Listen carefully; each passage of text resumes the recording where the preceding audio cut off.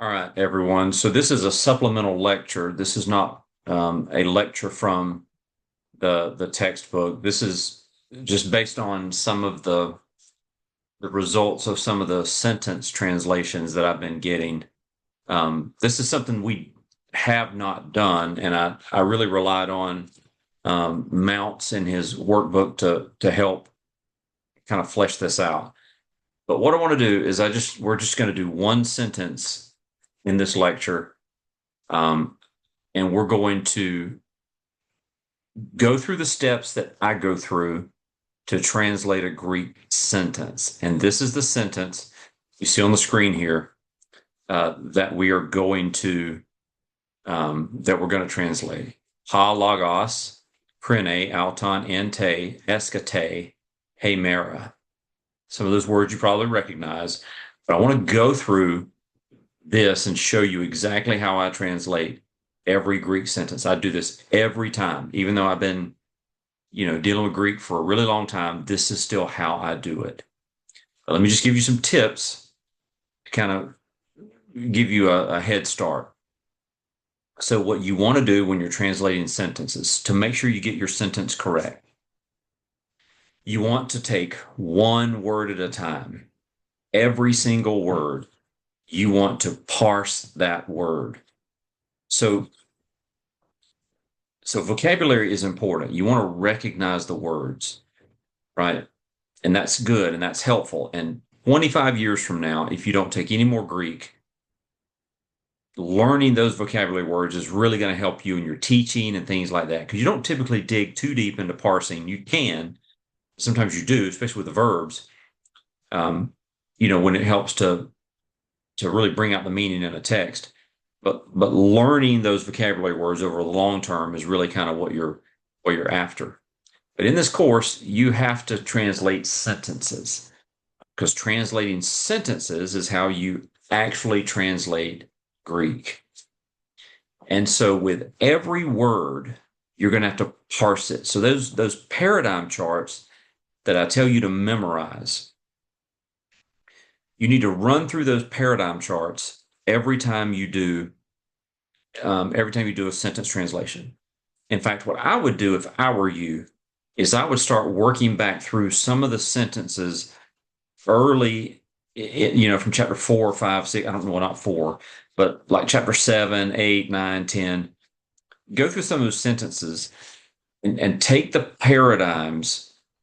Like if you can print it out some way, take the paradigm, put it next to you as you go through the sentences and parse every word. So every single word, you want to identify the case, the number, the gender, the inflected meaning, and the lexical form. You want to do that for every word in the sentence.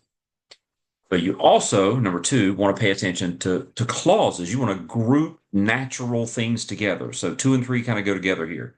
So you want to group prepositional phrases, relative clauses, which we just learned about in the last lecture.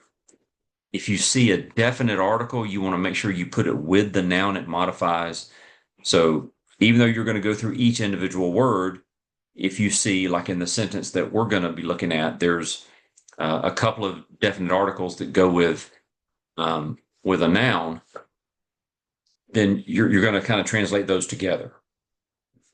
So let's look at this sentence and let's translate this sentence together. Let's go slow and let's do this the way that I would normally do it.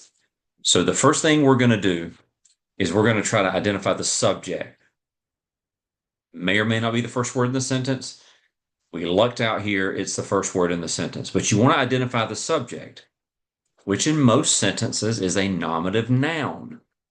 Now, when we start learning verbs we're going to do a little differently, but you could have a singular word in Greek that's a verb. Well, we've already learned Lego. Lego means I say. That's a full sentence. You could put a period after that.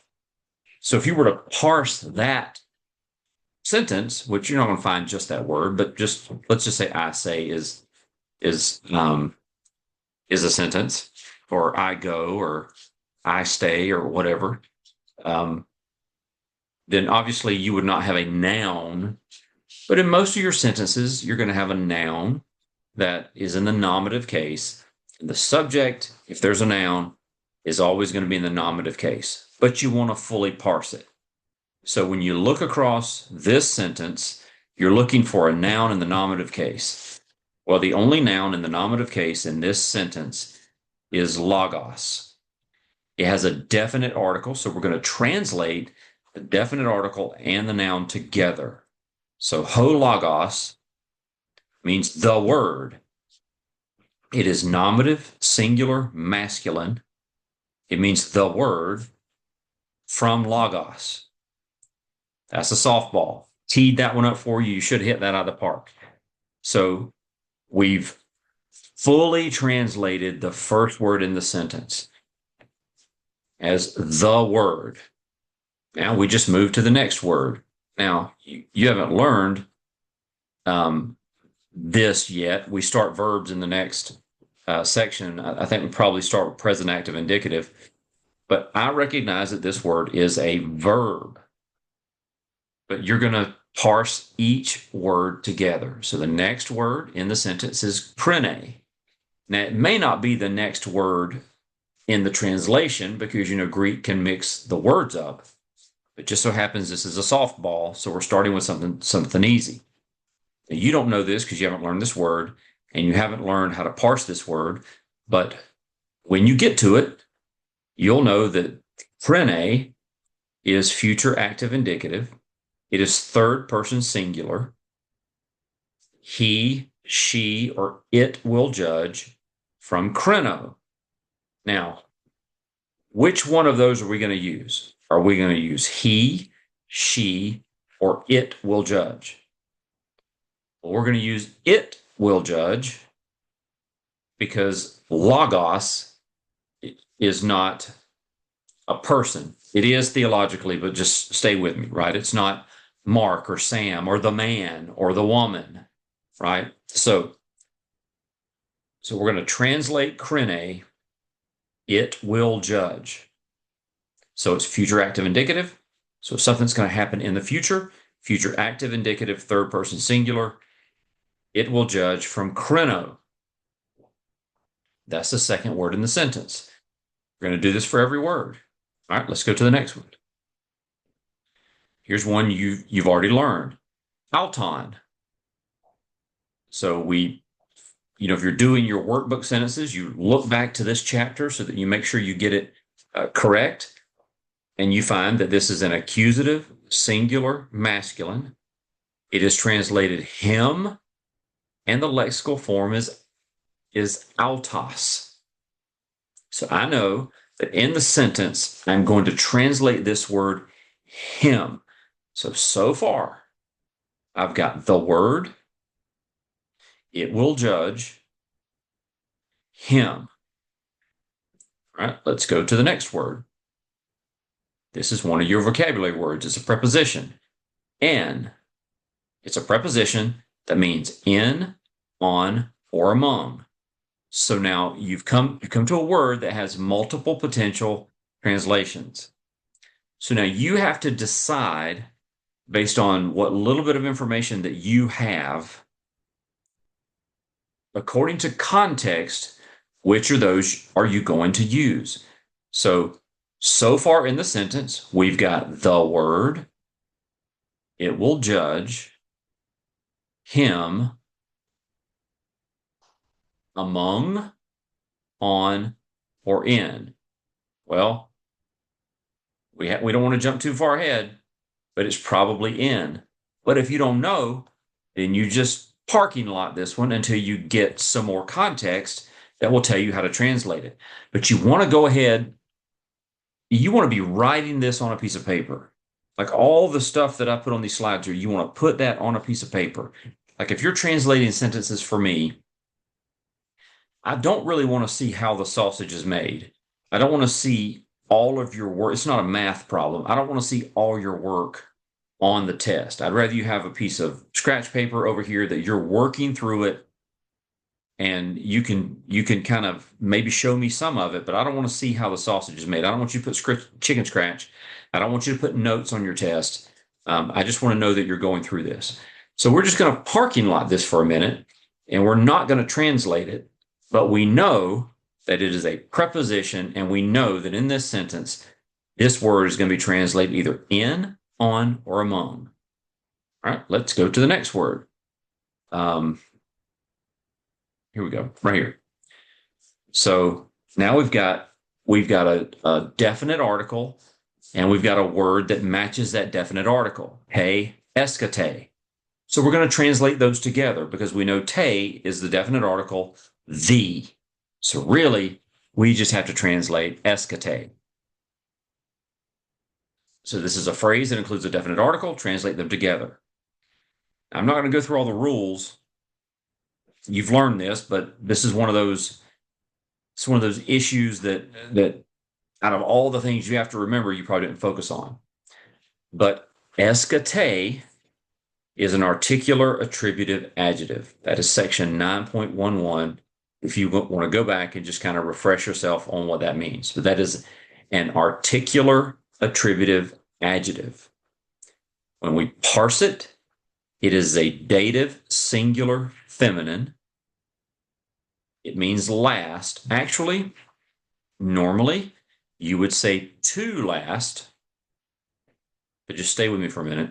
Dative singular feminine last from eschatos. From eschatos. So we would translate this phrase, the last.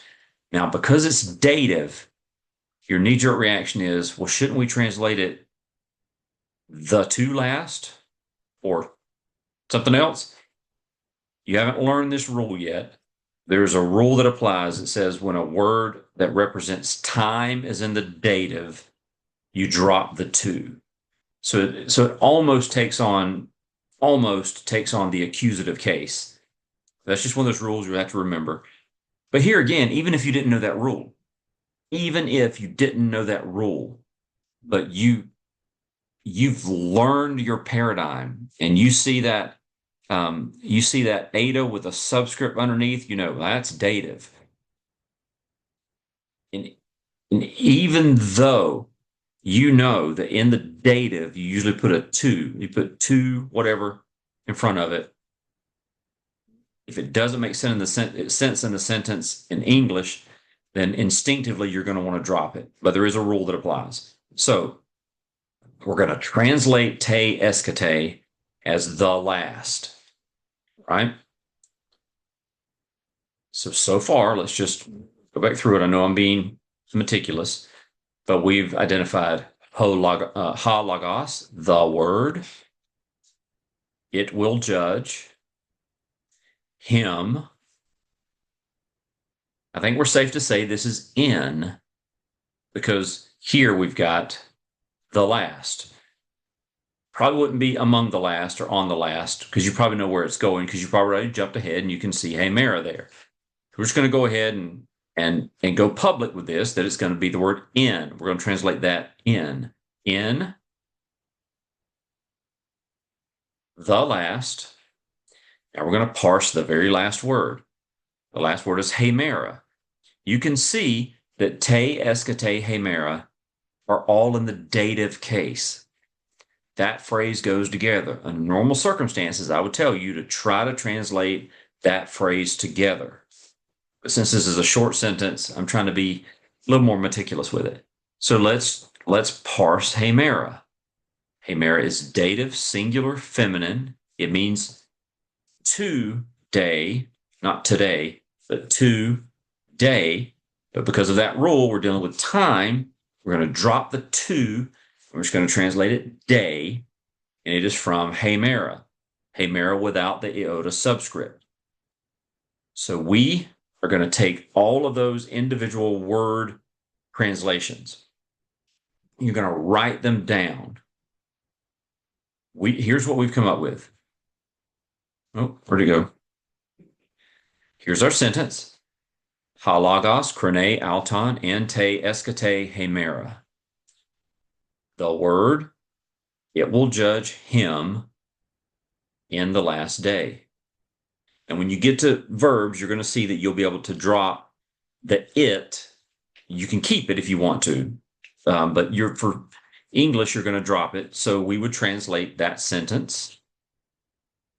The word will judge him in the last day. Now, that's a whole lot of work for a short sentence. The more you do it, the faster you'll get. Go through each individual word, keep phrases together, and every single word you want to parse out that word.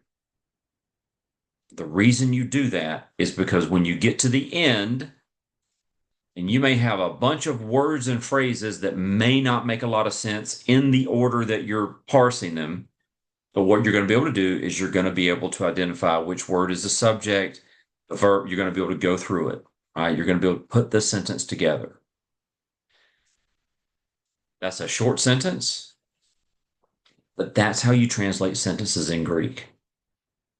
All the words, parse every word every time, keep phrases and clauses together.